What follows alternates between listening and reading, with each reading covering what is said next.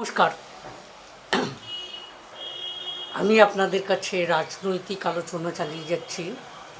এই রাজনৈতিক আলোচনার মধ্যে আমি যেটাকে রাখতে চাইছি আজকে, যে গরিব মানুষের সংগঠন কি করে গড়ে তোলা যাবে, এই কথাটি যদি আলোচনায় আনতে হয়, আমার মতে যে গরিব মানুষের সংগঠন গড়ে তুলতে গেলে গরিব মানুষেরা যেসব জায়গায় বাস করে, নেতা বা নেতৃত্বকে সেই জায়গায় গিয়ে পৌঁছতে হবে এবং তাদের নিয়ে আলাপ আলোচনার মধ্য দিয়ে তাদের মধ্যে থেকেই সংগঠন গড়ে তুলতে হবে এবং তাদের মধ্য থেকে কালেকটিভ লিডারশিপ অর্থাৎ বিকল্প নেতৃত্ব গড়ে তুলে তাদের মধ্য থেকেই আন্দোলন সংগঠিত করতে হবে।